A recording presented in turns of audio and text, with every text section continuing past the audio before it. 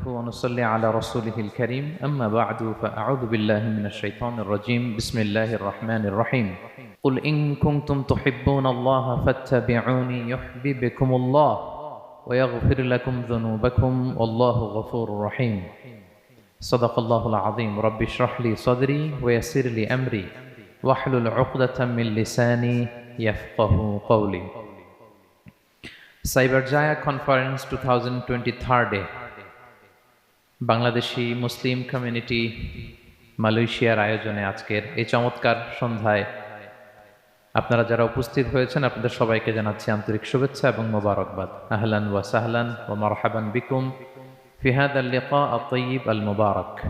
শুরুতে আমরা আল্লাহ রাব্বুল ইজ্জা ওয়াল জালালের দরবারে শুকরিয়া জ্ঞাপন করতে চাই যে আল্লাহ রাব্বুল ইজ্জা ওয়াল জালাল আমাদেরকে এরকম চমৎকার একটি পরিবেশে বৃষ্টি বাদলকে উপেক্ষা করে আপনারা অন টাইমে আজকের এই প্রোগ্রামকে সৌন্দর্যমণ্ডিত করার জন্য সময় মতো চলে এসেছেন। আপনাদের শুকরিয়া জানাই এবং আল্লাহ রাব্বুল ইজ্জা ওয়াল জালালের দরবারে আমরা কায় মনোবাক্যে লাখো কোটি শুকুর এবং সুজুদ জানাচ্ছি যে তিনি আমাদেরকে এরকম চমৎকার পরিবেশে একত্রিত করেছেন। আমরা সবাই পড়ছি কালিমাতুশ শুকুর আলহামদুলিল্লাহ। বরাবরের মতোই বাংলাদেশি মুসলিম কমিউনিটি মালয়েশিয়াকে অন্তরের অন্তঃস্থল থেকে ধন্যবাদ দিতে চাই। ওনারা বরাবরের মতো এরকম চমৎকার প্রোগ্রামের আয়োজন করে থাকেন যেটার সুবাদে আমরা কিছু কথা বলতে পারি, কিছু দিনই কথা শিখতে পারি। পাশাপাশি মিডিয়া কর্মী যারা এসেছেন, আমাদের প্রিয় সাংবাদিক ভাইরা যারা এসেছেন, নাশিদ পারফর্মার যারা এসেছেন এবং একপাশে আমি আমার বোনদের দেখতে পাচ্ছি, সবাইকে অন্তরের অন্তঃস্থল থেকে শুভেচ্ছা এবং হৃদয় নিংড়ানো ভালোবাসা জানিয়ে আমরা শুরু করছি। আমরা একটা থিমেটিক লেকচার উপস্থাপনের চেষ্টা করব, একটা নির্ধারিত বিষয়ের উপর কিছু আলোকপাত করব। বিষয়টা কি? বিষয়টা হচ্ছে আল্লাহ তাআলা যাদেরকে ভালোবাসেন তাদের নাম, তাদের গুণাবলী, তাদের ক্যারেক্টারিস্টিক্স, অ্যাট্রিবিউটস আল্লাহ তাআলা কালামুল্লাহ মাজিদে উল্লেখ করেছেন যে তিনি কাদেরকে ভালোবাসেন। তার আগে আপনারা একটু উত্তর করে আমাকে বলেন তো যে আমরা আল্লাহর ভালোবাসা পেতে চাই কি চাই না? সবাই চাই না? এটাই আজকে আমাদের আলোচনার টপিক, যে যাদেরকে আল্লাহ ভালোবাসেন। আমরা আজকের এই চমৎকার সন্ধ্যায় জেনে নিব যে আল্লাহ তাআলা কাদেরকে পছন্দ করেন এবং কাদেরকে ভালোবাসেন। এবং প্রিয় ভাই এবং বোনেরা, আল্লাহ তাআলার ভালোবাসা অর্জন এটা মানব জীবনের সবচেয়ে বড় সৌভাগ্যের বিষয়। কি বলেন? আমরা যদি প্রেসিডেন্টের কাছের লোক হই, প্রধানমন্ত্রীর যদি কাছের লোক হই, যদি আমরা জানি যে পিএম আমাকে ভালোবাসে, প্রেসিডেন্ট আমাকে ভালোবাসে, কেমন লাগবে? ভালো লাগবে। আর যদি আমরা এটা জানতে পারি যে রব্বে কারীম আল্লাহ রাব্বুল ইজ্জা ওয়াল জালাল তিনি আমাকে ভালোবাসেন, কেমন লাগবে আমাদের? এই ভালোবাসাকে আমরা বলে বোঝাতে পারবো? পারবো না। এটাই আমরা চাই, এটাই আমাদের জীবনের টার্গেট, কামনা, ঠিক কিনা? তো একজন প্রকৃত মুমিন সেই যে আল্লাহর সান্নিধ্য পেতে চায়, আল্লাহ তাআলার ভালোবাসা সে পেতে চায়। এবং মজার ব্যাপার হচ্ছে আল্লাহ তাআলা সুস্পষ্ট স্টেটমেন্টের মাধ্যমে কালামুল্লাহ মাজিদে তিনি জানিয়ে দিয়েছেন তিনি কাদেরকে কাদেরকে ভালোবাসেন। আজকের এই আলোচনায় আমরা সেটাই জানার চেষ্টা করব যে বিশেষ কিছু গুণে গুণান্বিত ব্যক্তি আছে যারা এই সৌভাগ্যের অধিকারী, যাদেরকে আল্লাহ তাআলা ভালোবাসেন বলে তিনি কোরআনে জানিয়েছেন। আমরা যেন সে সমস্ত গুণগুলো আমাদের নিজেদের মধ্যে ধারণ করতে পারি। আল্লাহ তাআলা আমাদের তৌফিক দান করুন। আমরা সবাই আওয়াজ করে পড়ে আমিন। প্রিয় ভাই এবং বোনেরা, শুরুতেই একটা ইন্ট্রোডাক্টরি কথা বলে রাখি, ভূমিকা কথা মূল আলোচনায় যাওয়ার আগে। সেটা হচ্ছে আমাদের প্রত্যেকের মনে রাখতে হবে যে আল্লাহ তাআলা ভালোবাসা পাওয়ার প্রধান শর্ত হচ্ছে রাসূল সাল্লাল্লাহু আলাইহি ওয়াসাল্লামকে ভালোবাসা, তার অনুসরণ করা। This is the first and foremost reminder tonight. আজকের প্রথম রিমাইন্ডার এটা যে আমরা যে আল্লাহর ভালোবাসা পেতে চাই, এটার প্রধানতম শর্ত হচ্ছে আল্লাহ রাসূল সাল্লাল্লাহু আলাইহি ওয়াসাল্লামের অনুসরণ করতে হবে। ওনার অনুসরণ বাদ দিয়ে আল্লাহর ভালোবাসা কোশ্চিনকালেও পাওয়া যাবে না। যে আয়াত দিয়ে সূরাত আলে ইমরানের 31 নম্বর আয়াত দিয়ে আমি আমার আলোচনা শুরু করেছিলাম, এই আয়াতে আল্লাহ তাআলা খুব স্পষ্ট করে বলছেন, কুল ইন কুনতুম তুহিব্বুনাল্লাহা ফাত্তাবিউনি ইউহিব্বুকুমুল্লাহ। হে নবী, আপনি বলে দিন যে ওহে আমার উম্মতেরা, যদি তোমরা আল্লাহকে ভালোবাসতে চাও তাহলে ফাত্তাবিউনি, আমি নবীর অনুসরণ করো, তাহলে ইউহিব্বুকুমুল্লাহ, আল্লাহ তাআলা স্বয়ং তোমাদেরকে ভালোবাসতে শুরু করে দিবেন। বিশ্বনবীর ভালোবাসা ছাড়া, বিশ্বনবীকে অনুসরণ করা ছাড়া আল্লাহর ভালোবাসা কোশ্চিনকালেও পাওয়া যাবে। কাজী নজরুল ইসলাম খুব চমৎকার করে ওনার কবিতায় লিখেছেন, আল্লাহকে যে পাইতে চায় হাজরাতের অনুসরণে, আরশ কুরসি লৌহ কালাম না চাইতে পেয়েছে সে।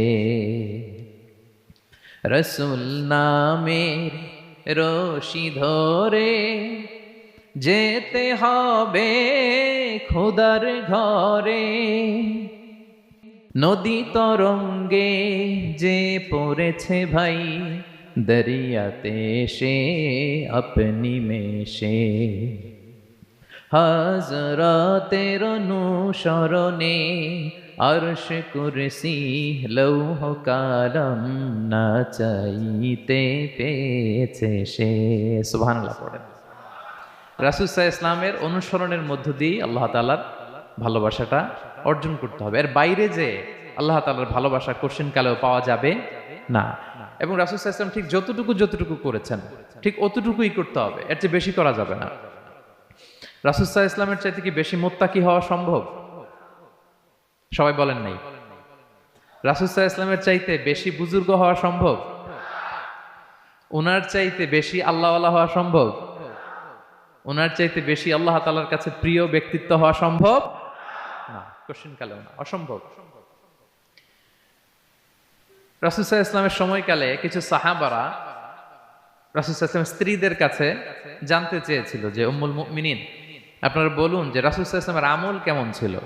আমরা তো মসজিদে দেখি, বাইরে দেখি, ঘরে ওনার আমল কেমন আমাদের জানতে বড্ড মনে চায়। তো রাসূল সাল্লাল্লাহু আলাইহি ইসলামের স্ত্রীরা বললেন যে উনি এমন এমন আমল করেন, এইভাবে নফল রোজা রাখেন, শেষ রাতে তাহাজ্জুদ পড়েন, এইভাবে তাসবিহ পড়েন, কোরআন তেলাওয়াত করেন, জিকির করেন। তো হাদিসে এসেছে যে কাআন্নাহুম তাকাল্লুহা, তাদের কাছে এটা কেমন যেন কম মনে হইল। তারা একটা বড় এক্সপেকটেশন নিয়ে আসছিল, মানে বিশাল একটা, রাসূল সাল্লাল্লাহু আলাইহি ইসলাম সব নবীদের নবী, না জানে কি আমল করে ঘরের ভিতরে। কিন্তু যখন রাসূল সাল্লাল্লাহু আলাইহি ওয়াসাল্লাম স্ত্রীদের কাছে শুনলো এই আমল তিনি করেন ঘরের ভিতরে, ওনারা হতাশ। হায় রে, ভাবছিলাম এত এত আমল করে, এই মাত্র এরকম আমল করে, এগুলো তো আমরাও করি। কাআন্নাহুম তাকাল্লুহা, হাদিসে এসেছে ওনাদের কাছে এটা খুব কম মনে হইলো। তো তারা একে অপরকে বলতে লাগলো যে এর কারণ হচ্ছে কদ গুফিরা লাহু মা তাকাদ্দামা মিন যামবিহি ওয়া মা তাআখার। আল্লাহ তাআলা তো রাসূল সাল্লাল্লাহু আলাইহি ওয়াসাল্লামের আগের পরের সব গুনাহ মাফ করে দিয়েছে। ওনার তো আদতে কোনো গুনাহই নাই, কিন্তু আল্লাহ তাআলার ঘোষণা হচ্ছে নবী হে, আপনার আগের পরের সব গুনাহ আমি মাফ করে দিলাম। ফায়ুহিব্বুহু জিবরিল, জিবরিল আলাইহিস সালাম তারে ভালোবাসতে শুরু করে। শুধু এখানেই না, সুম্মা ইউনাদি ফিস সামা, তারপরে তিনি আকাশে একটা অ্যানাউন্সমেন্ট করেন। ফায়াকুল, তিনি বলেন যে ইন্নাল্লাহা ইউহিব্বু ফুলানান ফাহিব্বু, ও আকাশবাসীরা, ও ফেরেশতারা, আল্লাহ তাআলা তার এই বান্দাকে ভালোবাসে, তোমরা সবাই তারে ভালোবাসো। তখন ফায়ুহিব্বুহু আহলুস সামা, গোটা আকাশবাসী তারে ভালোবাসতে শুরু করে, মানে ফেরেশতারা। তো আল্লাহ তাআলা এবং সকল ফেরেশতারা যখন তাকে ভালোবাসতে শুরু করে, রাসূল সাল্লাল্লাহু আলাইহি ওয়াসাল্লাম বললেন সুম্মা ইউদাউ লাহুল কবুলু ফিল আরদ, তখন পৃথিবীতে তার গ্রহণযোগ্যতা বাড়িয়ে দেওয়া হয়, তার অ্যাকসেপ্টেন্স বাড়িয়ে দেওয়া হয়, সবার কাছে তার একটা গ্রহণযোগ্যতা আছে, সবাই তাকে ভালোবাসে।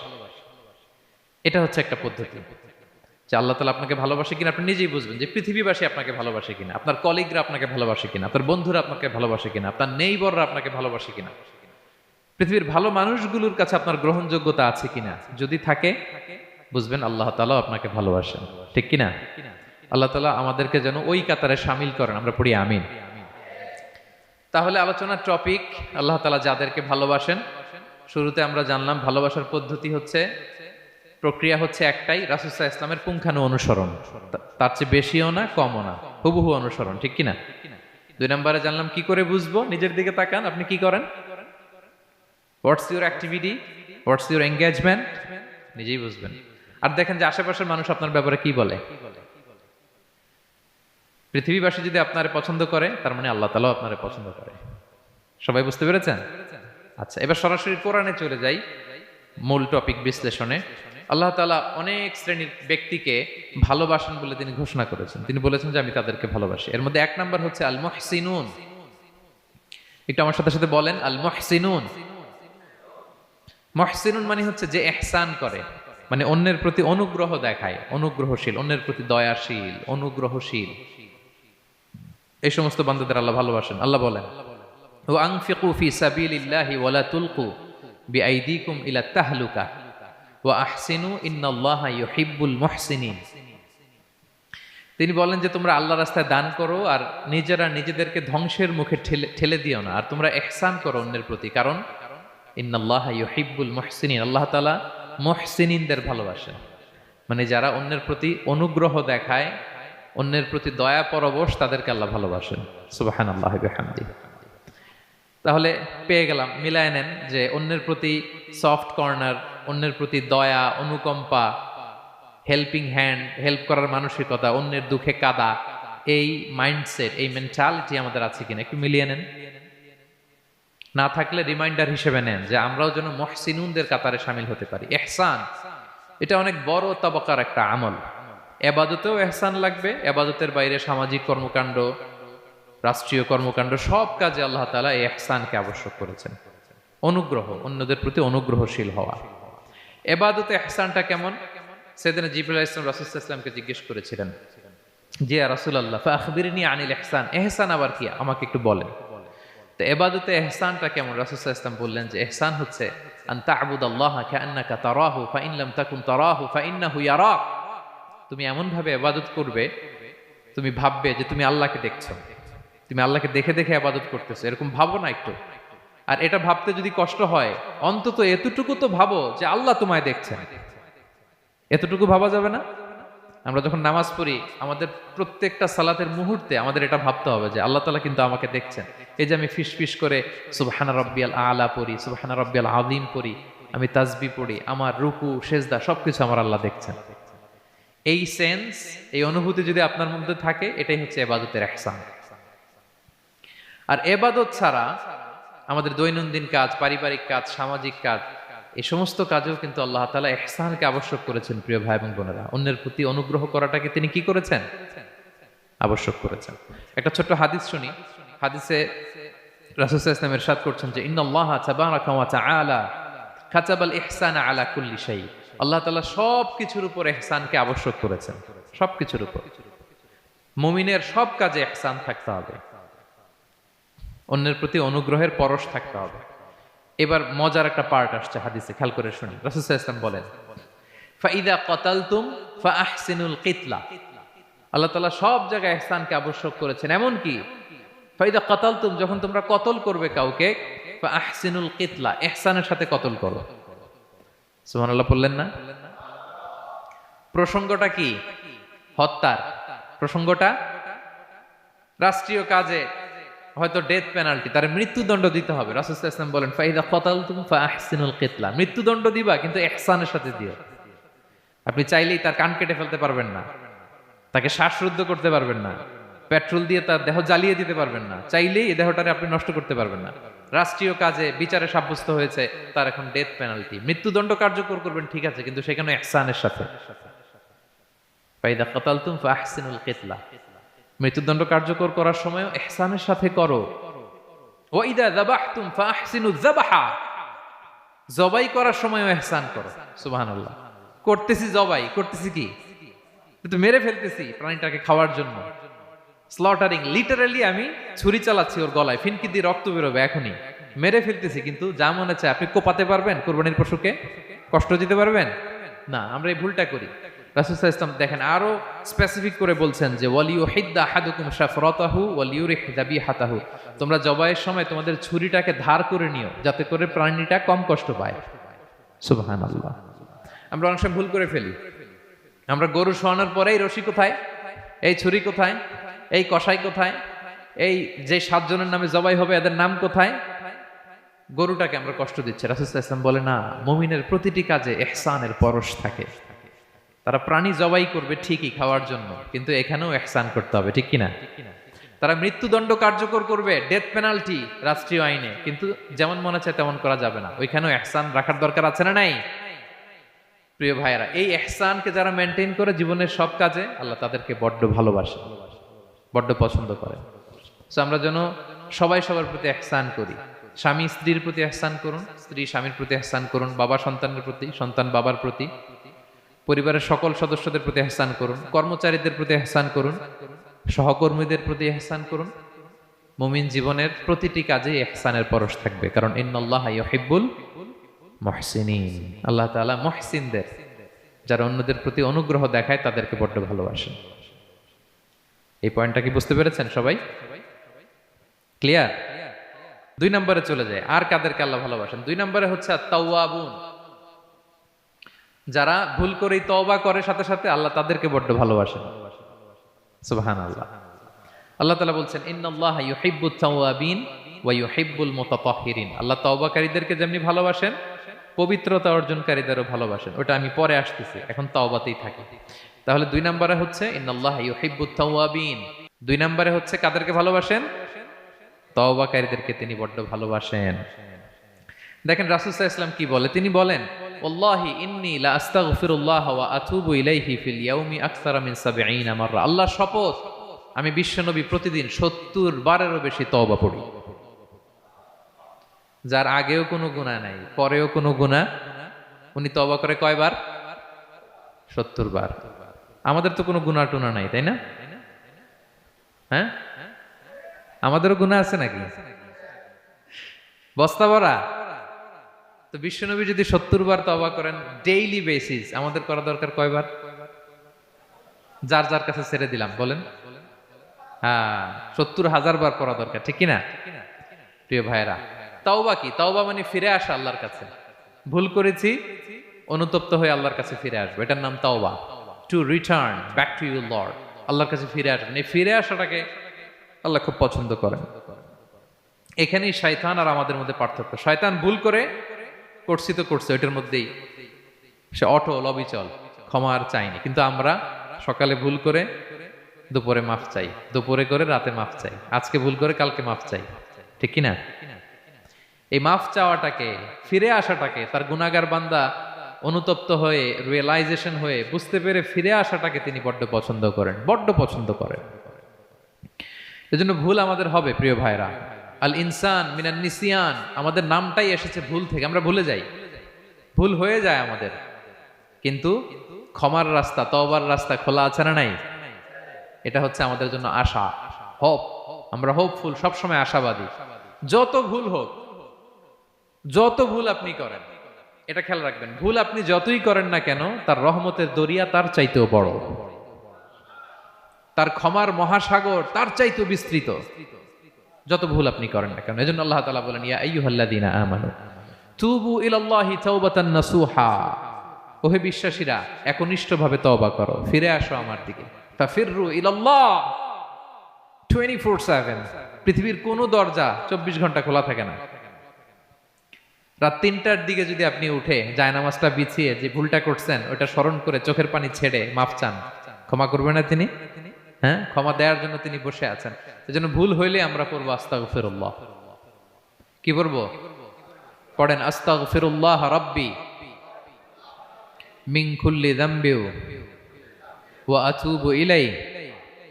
পড়েন আস্তাগফিরুল্লাহাল্লাযী লা ইলাহা ইল্লা হুয়াল হাইয়ুল কাইয়্যুম ওয়া আতুবু ইলাইহি। এটা পড়ে আল্লাহর কাছে ফিরে আসবেন, অনুতপ্ত হবেন, আল্লাহ ভুল করে ফেলেছে, আল্লাহ তুমি ক্ষমা করো, আল্লাহ তুমি ক্ষমা করো, আল্লাহ আমরা ভুল করে ফেলেছি। ভুল সবাই করে, কে না করে? হ্যাঁ, কুল্লু ইবনে আদম খাত্তা। বিষ্ণু বলেন তোমরা সবাই ভুলকারী, কিন্তু ওয়া খায়রুল খাত্তাইন আত-তাওয়াবুন, এই ভুলকারীদের মধ্যে শ্রেষ্ঠ যে ভুল করেই তওবা করে। তওবা করতে রাজি আছেন তো? সবাই রাজি আছেন? আমার প্রিয় ভাইয়েরা, এই তওবার দৃশ্যটা দেখতে আল্লাহ বড্ড পছন্দ করেন। বান্দা যখন ভুল বুঝতে পারে, মাথাটা নিচু করে চোখের পানি ছেড়ে বান্দা যখন কাঁদতে শুরু করে, এই দৃশ্যটা দেখলে আল্লাহ সহ্য করতে পারে না। আল্লাহর রহমতের দরিয়ায় জোশ খেলে যায়, বান্দা যা চায় আল্লাহ তাই দিয়ে দেয়। তখন চোখের পানির এত বড় পাওয়ার। এজন্য আমরা ভুল করে যেন অটল না থাকি, আল্লাহর কাছে যেন ক্ষমা চাই, আমরা যেন ফিরে আসি তার দরবারে। তার দরবার সবসময় খোলা।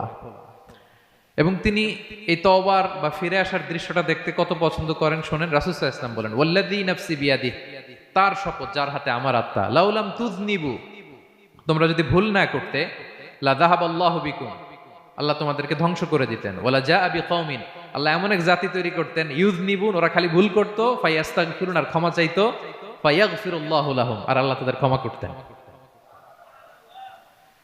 তোমরা যদি ভুল না করতে, এই বানি আদম, তোমরা যদি ভুল না করতে, তোমাদেরকে আল্লাহ তাআলা ধ্বংস করে এমন একটা গোষ্ঠী বানাইতেন যারা খালি ভুল করতো আর মাফ চাইতো, ভুল করতো আর মাফ চাইতো, আর আল্লাহ মাফ করে দিত। সুবহানাল্লাহ পড়লেন না? গাফিরিয যামবি ওয়া কাবিলিত তাওব। তিনি পাপ মোচন করার জন্যই তো তিনি আমার রব, তওবা কবুল করার জন্যই তো তিনি আল্লাহ সুবহানাহু ওয়া তাআলা। তিনি রব্বে কারীম, তার দয়ার কোনো শেষ নাই, তার মায়ার কোনো শেষ নাই। আমরা যখন তওবা করি, অনুতপ্ত হই, চোখের পানি ছেড়ে যখন কাঁদি, আল্লাহ যে কত খুশি হয় এটার একটা উপমা হাদিসে এসেছে, সহিহ মুসলিমের হাদিস। রাসূল সাল্লাল্লাহু আলাইহি ওয়াসাল্লাম বলেন, লাল্লাহু আশাদ্দু ফারাহান বিতাওবাতি আবদিহি হিনা ইয়াতুবু ইলাইহি। কেউ যখন তওবা করে আল্লাহ কত খুশি হয় জানো? শোনো, ওই ব্যক্তির চাইতে আল্লাহ বেশি খুশি হয়ে যায় যে ব্যক্তি মরুভূমিতে সফরে বেরিয়েছে, সাথে তার বাহন বা উট, ওই উটের মধ্যেই তার পানি বা খাবার, হঠাৎ করে উটটা হারায় গেছে। শুনতেছেন? মরুভূমিতে উট নিয়ে বের হয়েছিল সফরে, উটের মধ্যে তার পানি, তার খাবার, তার বেঁচে থাকার সমস্ত মাধ্যম, কিন্তু হঠাৎ করে উট কি হয়ে গেছে? হারায় গেছে। উট খুঁজে আর পায় না, দৌড়াতে দৌড়াতে হয়রান। কত দৌড়াবে? ধুধু মরু প্রান্তর, কয়েক ঘন্টা দৌড়ালেই তো সে তৃষ্ণার্ত হয়ে মারা যাবে। দৌড়াতে দৌড়াতে হাঁপাতে হাঁপাতে শেষ, জীবনের আশাও শেষ, যে উট যেহেতু পাই নাই, আজকে সারাদিন দৌড়ালে তো তৃষ্ণা আমি মারাই যাব রাতে।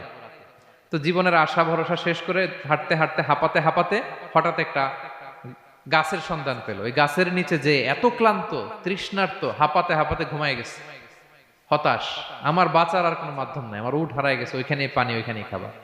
ক্লান্ত শ্রান্ত হয়ে তৃষ্ণার চোটে ঘুম চলে আসছে। হঠাৎ ঘুম থেকে জেগে ওঠে, উটটা পাশেই দাঁড়ায় আছে।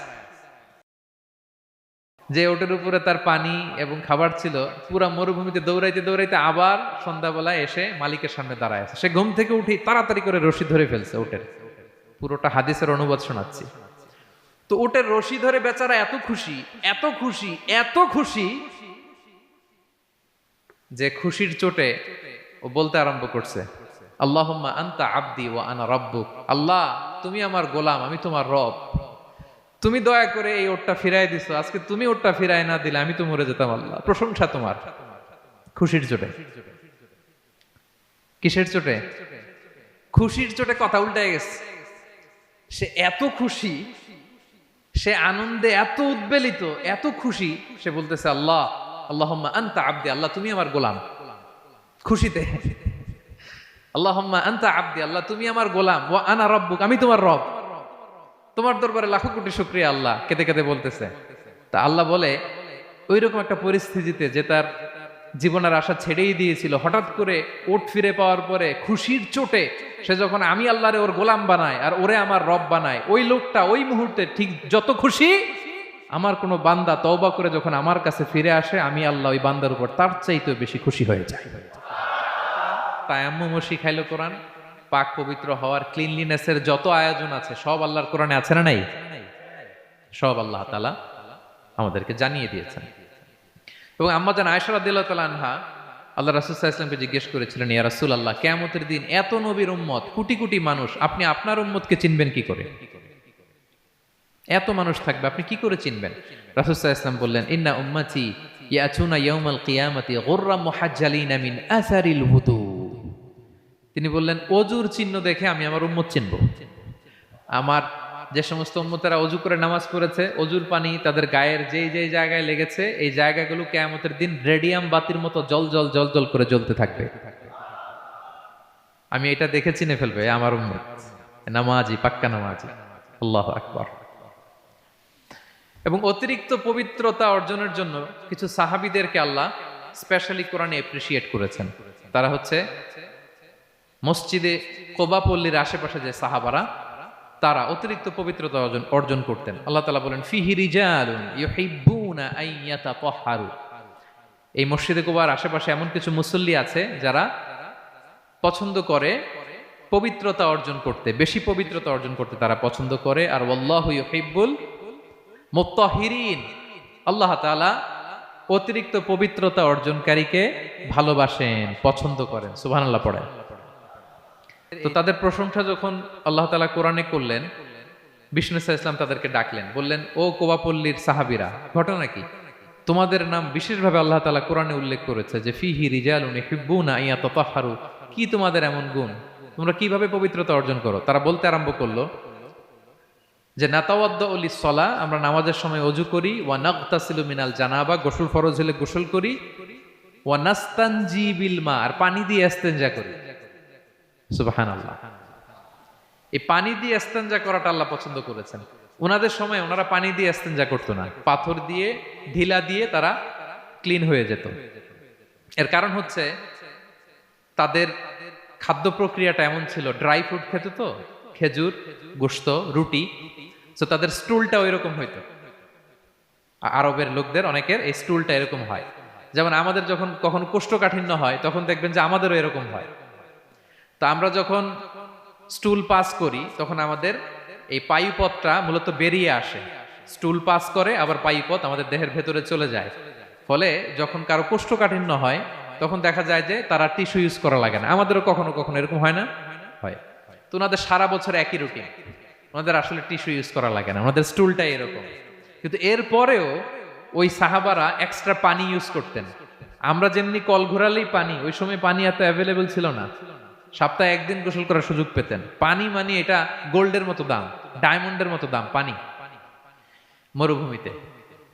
তো তারা বলে ওয়ানাস্তানজি বিল মা, আমরা পানি জমিয়ে রাখি, সেই পানি দিয়ে ইস্তেনজা করি। রাসূল সাল্লাল্লাহু আলাইহি ওয়াসাল্লাম বললেন ক্বালা ফাহুয়া যাক ফাআলাইকুম, তাহলে এটাই সেই কারণ, এটাই সেই কারণ, এজন্যই আল্লাহ তাআলা স্পেশালি কোরআনের ভেতরে তোমাদের নাম তুলে দিয়েছেন। পড়েন সুবহানাল্লাহ। তা আমরা যেন এই পবিত্রতাকে গুরুত্ব দেই প্রিয় ভাইয়েরা, কারণ আল্লাহ তাআলা তিনি বলছেন ইন্নাল্লাহা ইউহিব্বুত তাওয়াবিন, তিনি তাওবাকারীদের যেমনি ভালোবাসেন, ওয়া ইউহিব্বুল মুতাতাহহিরিন, তিনি পবিত্রতা অর্জনকারীদেরকে ভালোবাসেন। আমরা যেন ওযু করার সময় খুব ভালোভাবে করি। রাসূল সাল্লাল্লাহু আলাইহি ওয়াসাল্লাম যখন বললেন ওযুর পানি যেখানে লাগে ওটা জলজল করে জ্বলবে, তা আবু হুরায়রা রাদিয়াল্লাহু তাআলা আনহু হাত তো ধুইতে হয় কোনি পর্যন্ত, উনি এতটুকু ধুইতেন। উনি বলতেন যে কিয়ামতের দিন আমার হাত এতটুকু পর্যন্ত জলজল করবে। কি মাইন্ডসেট ওনাদের, সুবহানাল্লাহ বিহামদিহি। সো আমরা যেন এই ক্লিনলিনেসের সর্বোচ্চ নাজরানা পেশ করি, সর্বোচ্চটা যেন আমরা সবসময় মেসওয়াক করা, পারফিউম ইউজ করা, অজু গোসল যেন আমরা করি। ফলে আমরা মুতাতাহহিরিন, পবিত্রদের অন্তর্ভুক্ত হতে পারবো। আর আল্লাহ তাআলা পবিত্রদের বড্ড ভালোবাসেন। বুঝতে পেরেছেন? তাহলে ১ নম্বরে মুহসিনুন, যারা ইহসান করে, ২ নম্বরে যারা তাওবা করে, ৩ নম্বরে যারা পবিত্র থাকে, ৪ নম্বরে আল মুত্তাকুন, যারা আল্লাহ তাআলাকে ভয় পায়। আল্লাহ তাআলা বলছেন বালা মান আওফা বিআহদিহি ওয়াত্তাকা ফাইন্নাল্লাহা ইউহিব্বুল মুত্তাকিন। হ্যাঁ, যারা ওয়াদা রাখে, আল্লাহকে ভয় করে, আল্লাহ তাআলা এই মুত্তাকিদের বড্ড ভালোবাসেন। মুত্তাকি অর্থাৎ আল্লাহ সচেতনতা, আল্লাহ ভীরুতা যাদের ভেতরে আছে, যে কোনো পরিস্থিতিতে তারা ভাবে যে আল্লাহ তাআলা আমাকে দেখছেন, এই সেন্স, এই অনুভূতি যার মধ্যে আছে সে মুত্তাকি। তা আমরা মানুষের সামনে যেভাবে যেরকম সৎ থাকি, আমরা যদি মানুষের চক্ষুর আড়ালেও সৎ থাকি তাহলে আমরা মুত্তাকি। বুঝতে পেরেছেন? মুত্তাকির তাকওয়ার অনেক সংজ্ঞা আছে, অনেক সংজ্ঞা। সবচেয়ে সহজ সংজ্ঞা হচ্ছে মানুষের সামনে আমরা যতটা ভালো, আমার প্রাইভেট লাইফেও যদি আমি ততটা ভালো হই তাহলে আমি মুত্তাকি। একটু যোগ বিয়োগ দিয়ে নেন নিজের সাথে নিজে, যে আমি পাবলিকলি যতটা ভালো প্রাইভেটলি ততটা ভালো কিনা। যদি হই তো আমি মুত্তাকি। ওমরে ফারুক রাদিয়াল্লাহু তাআলা আনহু একবার উবাই ইবনে কাবকে বললেন, ইয়া উবাই মা হুয়া তাকওয়া, আল্লাহ কোরআনে এত তাকওয়ার কথা বলেছেন, তাকওয়াটা কি? উনি প্রশ্নের উত্তর না দিয়ে উনিও প্রশ্ন করলেন। উনি বললেন হাল সালাকতা তরিকান দা শাউক, ইয়া আমিরাল মুমিনিন, আপনি কি কখনো মরুভূমিতে কাঁটাযুক্ত রাস্তা দিয়ে হেঁটেছেন? উনি বললেন হেঁটেছি। তো কিভাবে হেঁটেছেন? দেখেন কেমনে উত্তর দেয় এক সাহাবী আর এক সাহাবীকে। যেখানে যে রাস্তায় কাঁটা আছে, ক্যাকটাস আছে, গুলমলতা, কিভাবে হেঁটেছেন? তিনি বললেন ইজতাহাদতু ওয়া তাশাম্মারতু, আমি আমার জুব্বা পাগড়ি খুব আঁটো করে কাপড়টা উপরের দিকে টেনে এমন সাবধানে হেঁটেছি যাতে ক্যাকটাসের কাঁটা আমার গায়ে না লাগে। এই পথটা পাড়ি দিতে খুব সাবধানে, খুব প্রিকশন নিয়ে, এক্সট্রা কশন নিয়ে আমি পার হয়েছি। উবাই ইবনে কাব বললেন হাদা হুয়া তাকওয়া, এটাই তো তাকওয়া। এই তো বুঝে গেছেন আপনি। আপনি একটু আগে প্রশ্ন করছেন তাকওয়া কি, এটাই তাকওয়া। বলে তাই নাকি? তিনি বললেন হ্যাঁ। তো তিনি বললেন দুনিয়ার চলতি পথে ডানে বায়ে এরকম অনেক পাপের হাতছানি আপনাকে স্পর্শ করতে চাইবে। ওই যে কাঁটাযুক্ত রাস্তা দিয়ে আপনি যেভাবে সাবধানে কাঁটা যাতে গায়ে না লাগে, খুবই প্রিকশন নিয়ে হেঁটেছেন, এই দুনিয়ার পুরো জার্নিটা যদি এইভাবে চালাতে পারেন তাইলেই আপনি মুত্তাকি। সুবহানাল্লাহ বিহামদিহি। আল্লাহ তাআলা বলেন যাদের মধ্যে এই তাকওয়ার সেন্স আছে আমি তাদেরকে ভালোবাসি। তাকওয়া হচ্ছে কেউ না দেখলেও আল্লাহ দেখেন, এই অনুভূতি। সবার চোখ ফাঁকি দেয়া গেলেও একজনের চোখ ফাঁকি দেয়া যায় না, তিনি কে? এই অনুভূতির নাম হচ্ছে তাকওয়া। আল্লাহ বলেন ইন্না আকরামাকুম ইনদাল্লাহি আতকাকুম, তোমাদের মধ্যে সবচাইতে আল্লাহর কাছে সম্মানিত ব্যক্তি যার মধ্যে আল্লাহর ভয় বেশি। নাকি আল্লাহ বলছে তোমাদের মধ্যে যে সবচেয়ে বড় বিলিয়নিয়ার সে আল্লাহর কাছে সম্মানিত, দেখতে বেশি সুন্দর সে সম্মানিত। যার জনবল আছে, অর্থবল আছে, লোকবল আছে না, তাকওয়া। তাকওয়া হচ্ছে ক্রাইটেরিয়া, যার তাকওয়া বেশি সে আমার কাছে সম্মানিত। এবং আল্লাহ তাআলা বলেন ওমাইয়াত্তাকিল্লাহা ইয়াজআল লাহু মাখরাজা ওয়া ইয়ারযুকহু মিন হাইসু লা ইয়াহতাসিব, যে আল্লাহকে সবসময় ভয় পাবে, যে মুত্তাকি, সে কোথাও জীবনে আটকাবে না, কোথাও আটকাবে না। জীবনে কোনো বিপদ আসলে একটা ওয়ে আউট, একটা এক্সিট। মালয়েশিয়াতে তো বলে কেলুয়ার। মালয়েশিয়া কি বলে? এই জীবনে কোথাও আটকাবেন না, আটকাইলেই একটা কেলুয়ার পেয়ে যাবেন। কেলুয়ারের ব্যবস্থা করে দিবে কে? ব্যবস্থা করে দিবেন। আর এমন জায়গা থেকে তিনি রিজিকের বন্দোবস্ত করবেন আপনি কল্পনাও করেন নাই। সুবহানাল্লাহ বিহামদিহি। তাহলে 4 নম্বরে মুত্তাকুন, যারা আল্লাহকে ভয় করে আল্লাহ তাদেরকে ভালোবাসেন। আমরা যেন মুত্তাকিদের কাতারে শামিল হতে পারি। আল্লাহ তুমি তৌফিক দাও। প্রিয় ভাইরা আমার, 5 নম্বরে হচ্ছে আল মুতাওয়াক্কিলুন, যারা আল্লাহর উপর তাওয়াক্কুল করে। আল্লাহ বলে ফাইদা আযামতা ফাতাওয়াক্কাল আলাল্লাহ ইন্নাল্লাহা ইউহিব্বুল মুতাওয়াক্কিলিন।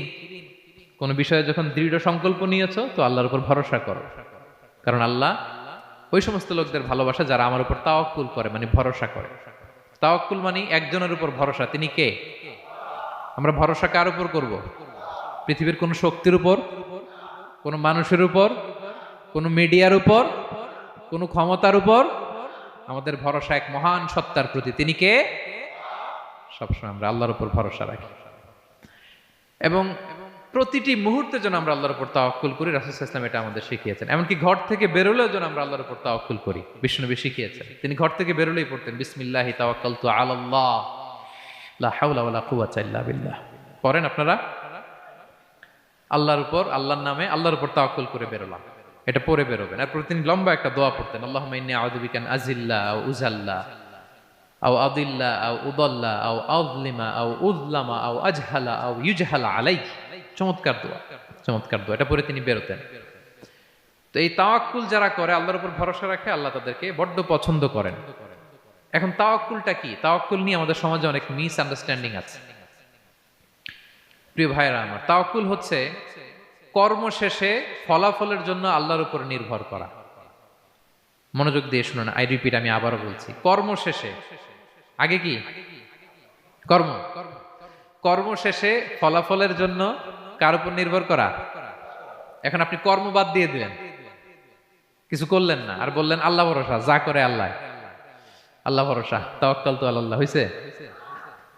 এটা আপনার মন গড়া কথা হয়েছে, এটা তাওয়াক্কুল হয়নি। ইসলামী তাওয়াক্কুল হচ্ছে আপনি আপনার সাধ্যের সবটুকু করবেন, করার পরে ফলাফল কি আসবে, ফলাফল কি আমার হাতে? কার হাতে? এই জন্য আপনি আল্লাহর উপর তাওয়াক্কুল করবেন। কিন্তু কাজ বাদ দেয়া যাবে না। অনেকে নিজেদের অপারগতা, দুর্বলতা, কর্মহীনতা আর অলসতাকে তাওয়াক্কুল বানায় ফেলছে। কাজ করতে মনে চায় না, অলসতা, কয় তাওয়াক্কুল করলাম। বলেন তো এটা তাওয়াক্কুল হয়েছে? না। এই অপারগতা, অলসতার নাম তাওয়াক্কুল নয়। তাওয়াক্কুল মানে হচ্ছে কোনো কাজের পরিকল্পনা করা, এরপরে পরিকল্পনা বাস্তবায়নের উপায় খুঁজে বের করা এবং নানা কিছুর সহযোগিতা নিয়ে সেটা বাস্তবায়নের প্রাণান্তকর চেষ্টা করা, সব করা, আপনার রোল প্লে করা। আপনার রোল প্লে করা শেষ, এরপর কর্ম শেষে ফলাফলের জন্য আপনি আল্লাহর উপর তাওয়াক্কুল করবেন। তো কিচ্ছু না করে হাত গুটিয়ে বসে থেকে যদি বলেন তাওয়াক্কুল করলাম, আল্লাহ ভরসা, হয়েছে? হয়েছে? তাওয়াক্কুল হয়েছে? হয় নাই। তো এখানে ব্যালেন্স অ্যাটিটিউডে আসতে হবে। আমি সব করতে পারবো, এটাও যেমনি ভুল, আল্লাহই সব করে দিবেন, এটাও ভুল। The position of Islam is somewhere in between this two extreme lines. এই দুইটার মাঝখানে ইসলামের পজিশন। পাখিকে তাওয়াক্কুলের মডেল হিসেবে আল্লাহ উপস্থাপন করেছেন। পাখিকে বিশ্বনবী বলেন তোমরা যদি পাখির মতো তাওয়াক্কুল করো, পাখিরে যেমনি আল্লাহ খাওয়ায় তোমাদেরকেও খাওয়াবে। পাখি কেমনি তাওয়াক্কুল করে? বিশ্বনবী বলেন তাগদু খিমাসান ওয়া তারুহু বেতানান, পাখিগুলো প্রতিদিন সকালবেলা কিচির মিচির রবে তার বাসা থেকে বের হয়ে জঙ্গলে ছড়িয়ে পড়ে, সারাদিন খুঁজতে খুঁজতে, ঘুরতে ঘুরতে, উঠতে উঠতে আল্লাহ তাআলা বিকেলবেলা আবার প্রতিটি পাখির ওদর পূর্তি করে তার ঘরে ফিরিয়ে নিয়ে আসে। ঠিক কিনা? তো পাখি কি ঘরের ভিতরে বসে থেকে তাওয়াক্কুল করছে? সকালবেলা আগে কি করছে? বের হয়ে গেছে। তো আগে আপনার রোলটা আপনার প্লে করতে হবে, তারপরে আপনি আল্লাহর উপর তাওয়াক্কুল করবেন।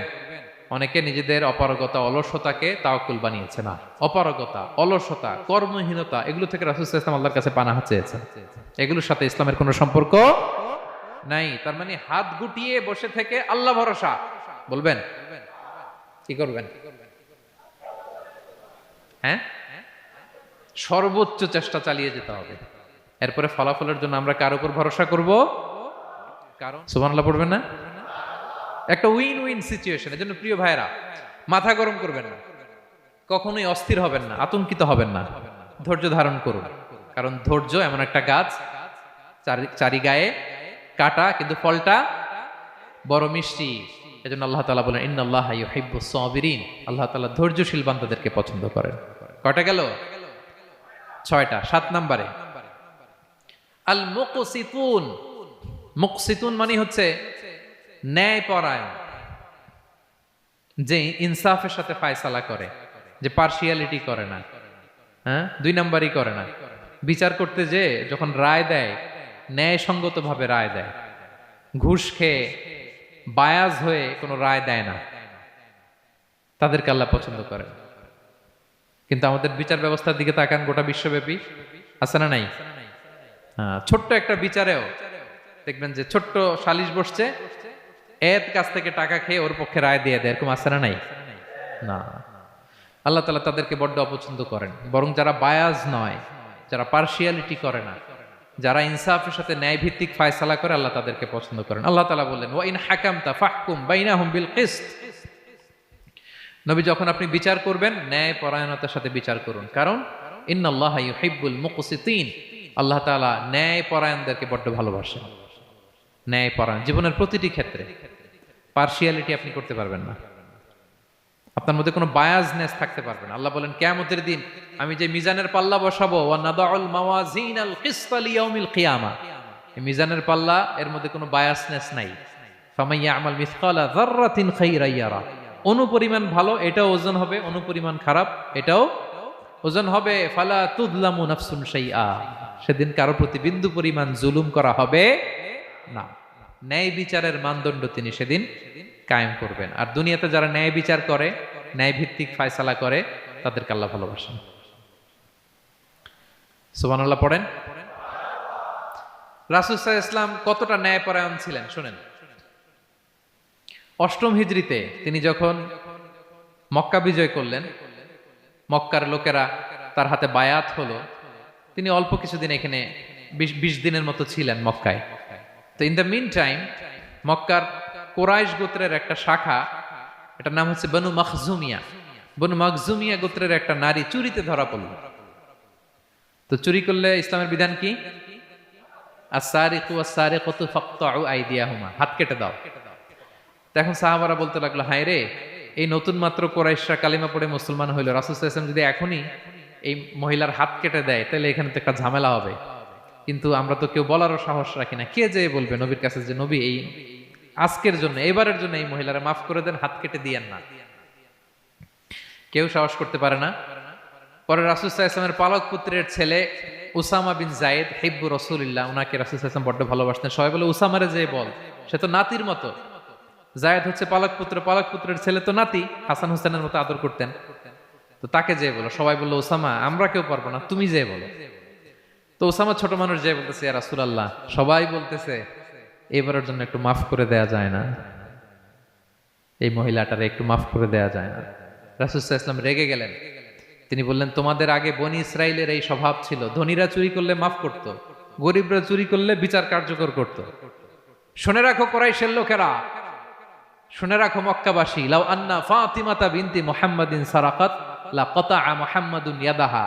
আরে বনু মখজুমিয়ার মেয়ে তো দূর কি বাত, আমার কলিজার টুকরা নয়নের পুতলি ফাতেমাও যদি আজকে চুরিতে ধরা পড়তো, তার হাত কেটে দিতে আমি মুহাম্মদ 1 সেকেন্ডও দেরি করতাম না।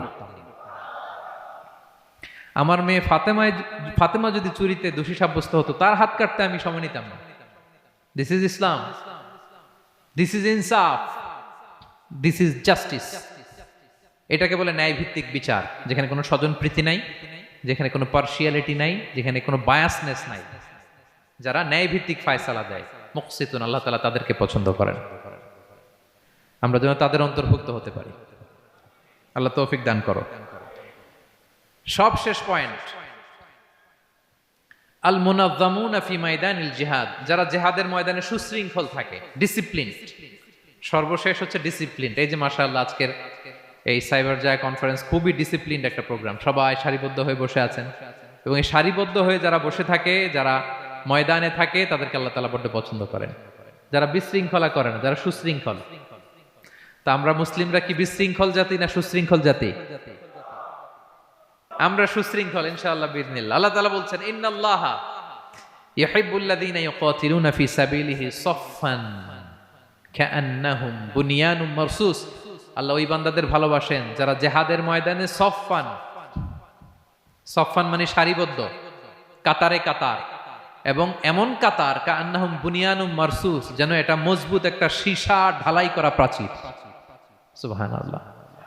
সাহাবারা নামাজের কাতারে পায়ের সাথে পা লাগিয়ে দাঁড়াতেন, কাদের সাথে কাঁধ লাগিয়ে দাঁড়াতেন। পিছন থেকে বিশ্বনবীরে অ্যাটাক করতে গেল 10 মিনিট লাগবে। সব সাহাবাদেরকে আক্রমণ করে বিশ্বনবী পর্যন্ত পৌঁছাতে তাদের অনেক সময় লেগে যাবে, এমন সীসা ঢালা প্রাচীরের মতো তারা পেছনে দাঁড়াতেন। সুবহানাল্লাহ। তো যারা জিহাদের ময়দানে সুশৃঙ্খল ভাবে দাঁড়ায়, ডিসিপ্লিনড ম্যানারে, ওয়েল অ্যারেঞ্জড ম্যানারে, ওয়েল অর্ডার্ড ম্যানারে, আল্লাহ তাআলা তাদেরকে বড্ড পছন্দ করেন। আর যারা বিশৃঙ্খলা করে, তাদেরকে আল্লাহ পছন্দ করেন না। এবং আপনি দেখেন বিষ্ণু ইসলামের যুদ্ধগুলোর মধ্যে 5 ভাগে তিনি ভাগ করতেন যুদ্ধকে।